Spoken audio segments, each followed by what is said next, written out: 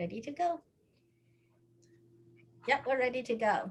Hi, Alrighty. Nicole. So today I'm going to be making some enchiladas, and those are a little Mexican food. And basically, enchiladas, you take a tortilla and you stuff it with filling, and then there's an enchilada sauce you use on it. So if you remember when I made my chili verde sauce, the green sauce with the peppers, you can use that for your enchilada sauce. But I just was at the market, and you can make red enchiladas. That's Sally put a picture of red enchiladas, and then I have this green enchilada sauce, and this is really nice. The one thing I like about it is all the ingredients, you can actually read what they are.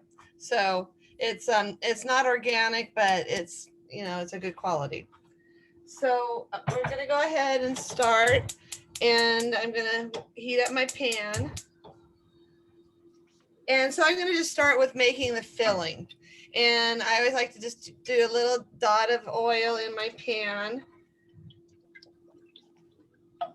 And we'll start out with just clarifying, the onions and garlic. So, Would you like to move your camera so we can oh, I'm see? sorry. I need my coach. Okay, Perfect. so this is just one medium onion. And because I'm using a whole pound of the Beyond Burger, it's a big batch, and you can always take and freeze it if you don't cook all of it, and then put in a tablespoon of garlic, and then we'll just kind of let that get translucent a little bit.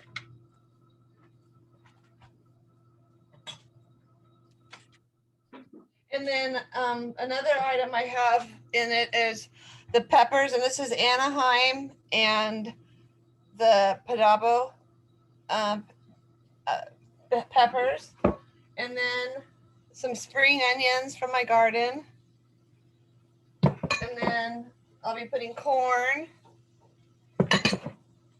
and some black olives, and a little cilantro, and then the Beyond Beef. So this is getting a little translucent, and I'm going to go ahead and add the Beyond Beef.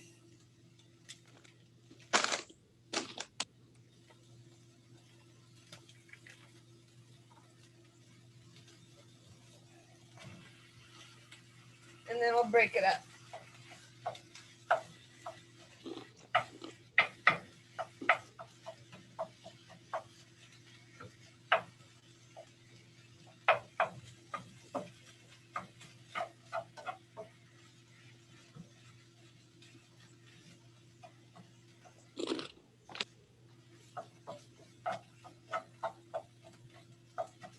So we're just going to break this all up so it cooks nice and evenly.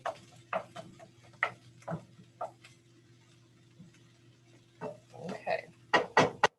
Now while that's cooking, I made a taco seasoning sauce, and in it is chili powder, cayenne, some paprika, some cumin, oregano, garlic powder, and onion powder. And you can buy a package of taco seasoning if you like, but I just made my own. And so I'm going to just take about a tablespoon and just sprinkle it in. And I like to do it when the meat's raw, because that gets the flavor cooked in of the spices cooked into the meat or the Beyond Beef. And the Beyond Beef is, I believe it's a pea protein base. Yeah, it's a pea protein base. And whereas the Impossible Burger is a soy base. Oh. So if you're, having to monitor soy or you have different sensitivities, you might want to watch the foundation of your meat alternative. And so this is cooking away nicely. It's got a nice color in it. Can Starting you to give smell us? very nice. Can you also give us a little like the ratio? What's the portion? How do you make up the powder, the seasoning? Okay, so what I do is like a tablespoon cayenne, a tablespoon chili powder, tablespoon, 2 tablespoons paprika, tablespoon oregano, and then I do like a half a tablespoon or teaspoon of the cumin, and then 2 tablespoons of oregano. So basically, it's all equal portions, except for the if it's a little bit too spicy with the chili powder, that's the one you want to monitor because that gets too hot.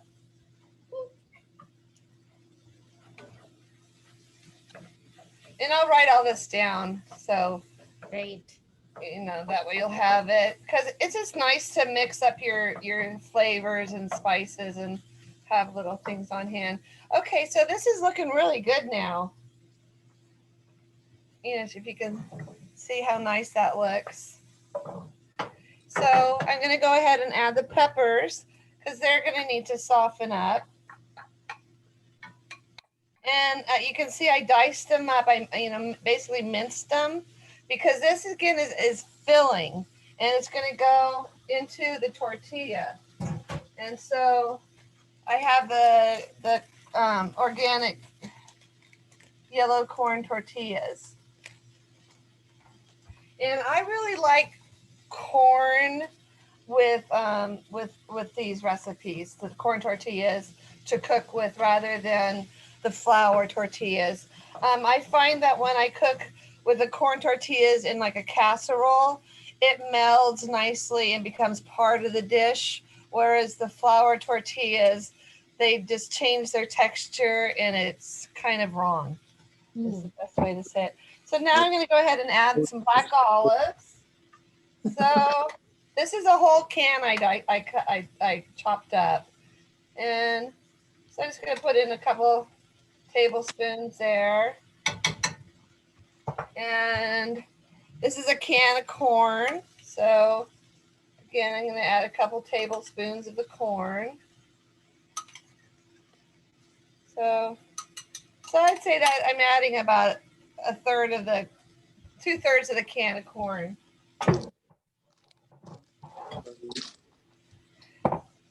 And then these are spring onions from my garden. And I'm just going to add, this is 2 of my spring onions that have been cut up. And this is some fresh parsley. So I'm just going to add just a little bit of fresh parsley. Wow. And then this is the cilantro. And I diced it all up. And so, and just take a nice helping and add that in. And this is nice. You want to, after you finish cooking them, you sprinkle a little cilantro on it. Okay.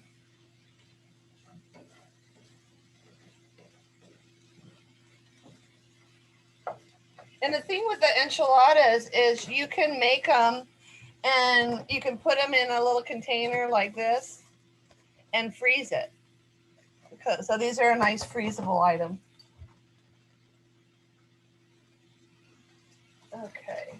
And so now I'm going to add, just for some liquid, this is some leftover enchilada sauce from the last time I cooked it. So I'm just going to add this enchilada sauce to help bring the ingredients together.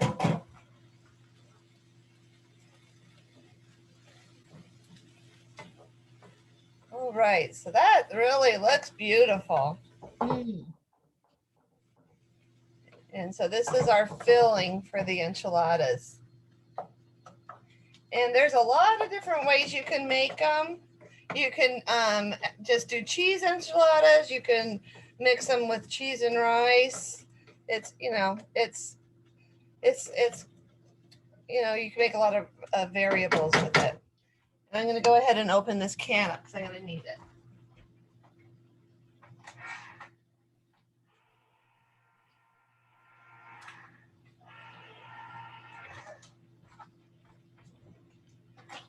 Okay.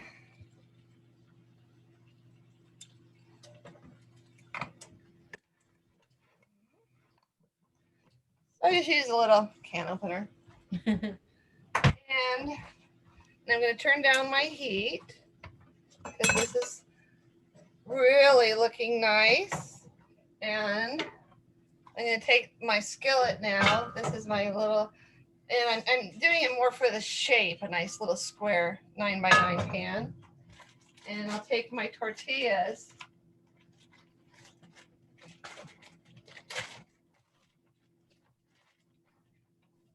And then this is my vegan cheese, and it's chopped cheddar. It's cheddar style vegan cheese. Oh. And I know this is what Sally didn't like, this brand. That's funny, when I picked it up, I go, oh. Okay, so I'm gonna take my tortilla and put it up against the side of the pan like that. And then put some filling in there. One piece? Yeah, one. And take some cheese.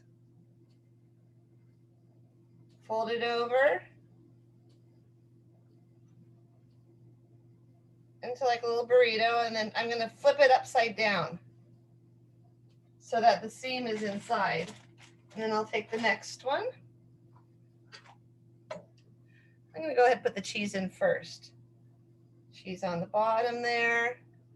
Take my little enchilada sauce. Then fold this over. And then turn this like that.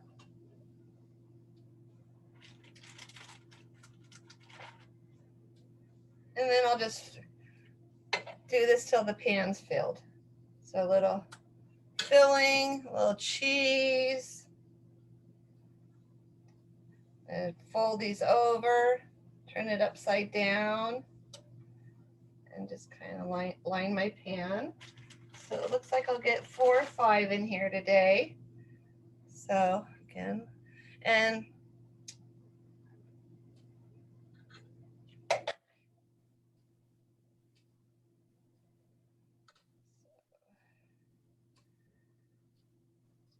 this upside down. Now I've turned my oven is preheated to 350. And what I'll do is I'll take the cheese and the filling and take my enchiladas, fold that over, put this upside down. And then I'm gonna just sprinkle a little bit of cilantro on the top there and sprinkle a little cheese on the top. And then I want to take my enchilada sauce and pour it over the top, just like that. And just go along the length of each enchilada. So it looks like this. And then you just put it in the oven. And then you bake it for about 20 minutes. So we're gonna set the timer for 20 minutes. And then I wanted to share with you this little salad that I made. One nice thing is radishes are great to serve with your enchiladas. And I made this really beautiful, it's a purple cabbage with pears and green apple and walnuts. And then for the dressing, I did vegan mayonnaise and a little bit of rice vinegar and just a little dollop of sugar. And that makes a really nice salad.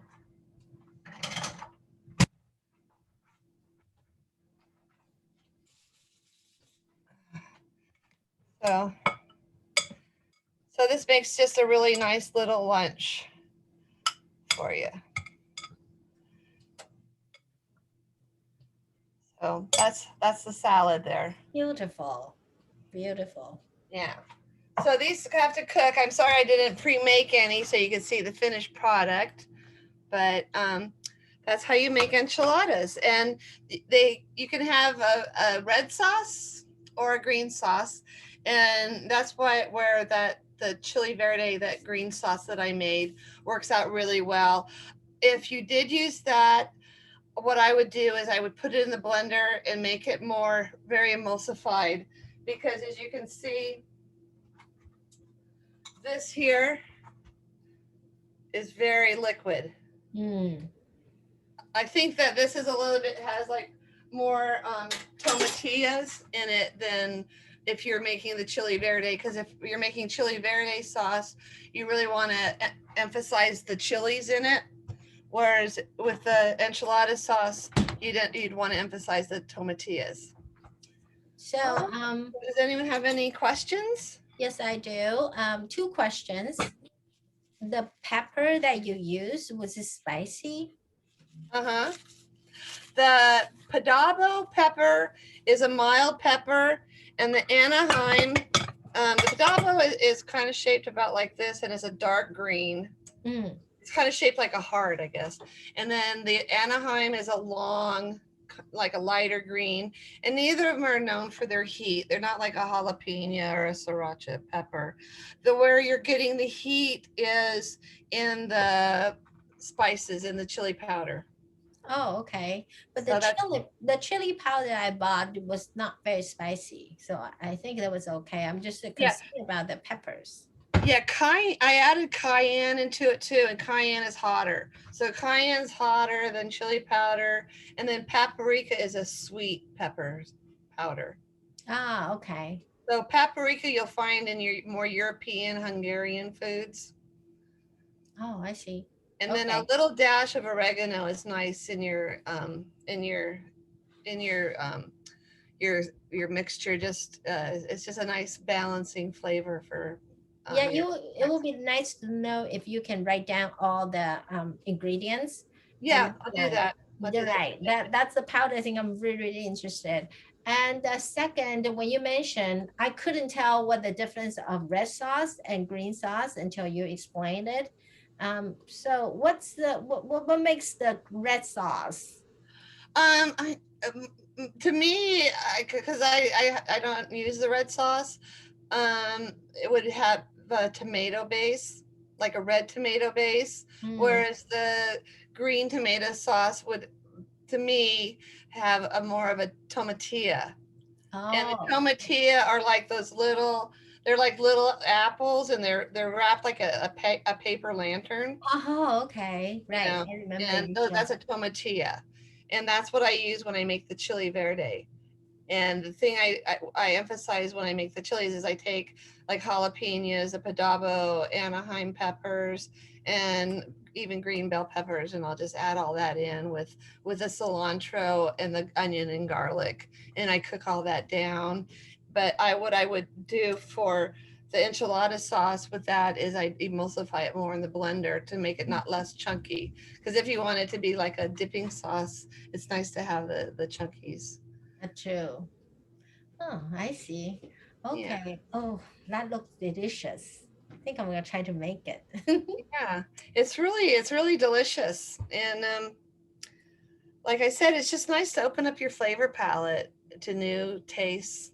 Of course. And I can recall I only used the corn tortilla like twice in my entire life because I don't mhm. really know how to do it.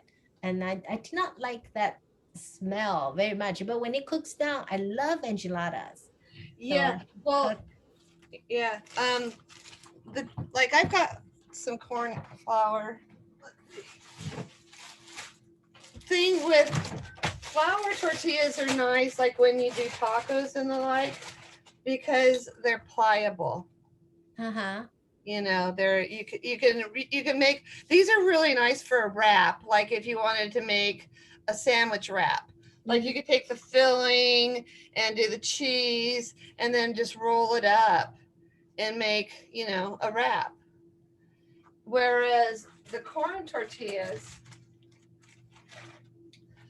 they're harder and they'll tend to want to break. Like Oh, if I push down on that, you see it just breaks. right. So these sometimes you want to steam them a tiny bit if they're a little bit too fragile. Because Oh. this, when you push down on it, it doesn't break. It'll just put a nice fold in it. Mm-hmm. So it's a different you know, base for, you know, a different purpose. So you wouldn't want to do like a wrap with a corn tortilla, but when you're cooking with the corn tortillas, they blend in really nicely with the recipe. So if you're doing it like a Mexican lasagna, so instead of using the pasta noodles, you use tortillas, and those just work and blend into the recipe nicely. Oh, learned so much. Thank you so much, Yvonne. You're welcome. Thank Thank you. you. So enjoy it. So I can finish recording now. And this afternoon I'll put it on YouTube. And Okay. for any subscribers who is watching this video right now, please remember to subscribe to our channel and then remember to ring the bell down below because then they will receive the notification for the most current videos. So thank you, Yvonne, again for cooking for us. Thank you And very thank you everyone for watching and thank you for coming. Thank you. Bye. Bye, everybody. Have a wonderful day. Thank you.